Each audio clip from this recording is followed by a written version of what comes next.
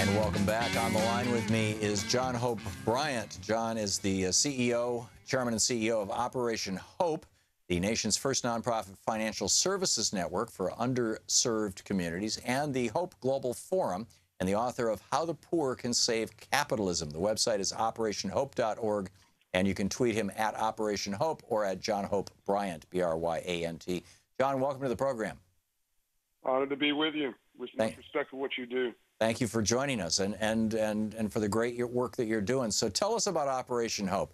What are you all doing, and what do other people need to know about this to replicate it, to support it, to whatever should be done?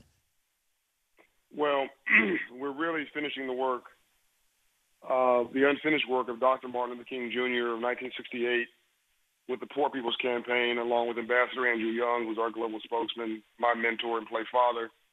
And then before that, 100 years before that, you had Abraham Lincoln and Frederick Douglass with the unfinished work of the Freedmen's Bank, which nobody knows about. It's been lost to history for the most part. But Abraham Lincoln, after the Emancipation Proclamation, after the Civil War, signed the Freedmen's Bureau Act on March 3rd, 1865, to, quote, teach freed slaves about money, end quote. This was after what we call 40 acres and a mule. And his mission was to bring us into the free enterprise system. And to make a long story short, Lincoln was killed the next month. It was three of the most progressive months of public policy in America's history. It was 400,000 acres in January, a mule in February, a bank to teach former slaves about free enterprise, to finance the land and finance the crop in March. He's assassinated in April. And Frederick Douglass went on to run the bank, who, unfortunately, America believes is just an abolitionist, who's really a very successful businessman who invested the equivalent of $20 million today in that bank and ran it.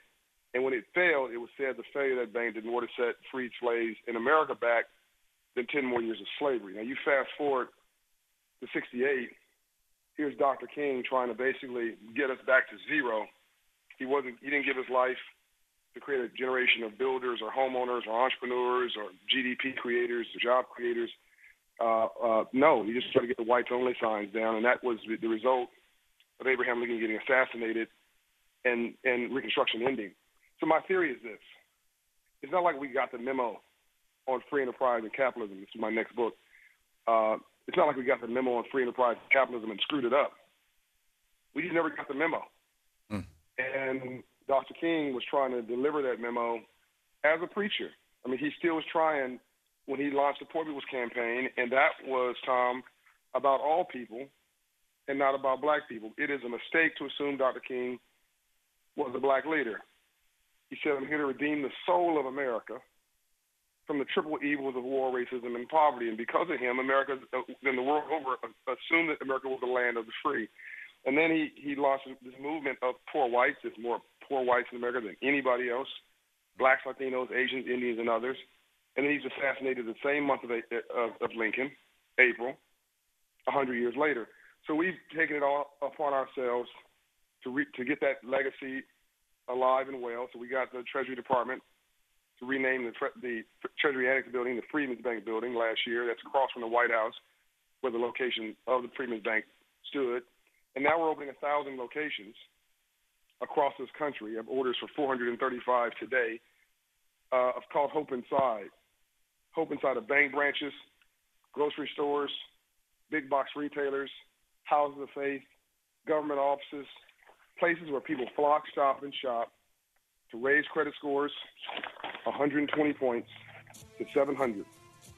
Because nothing's going to change your life more than God or love today than moving your credit score 120 points. There you go.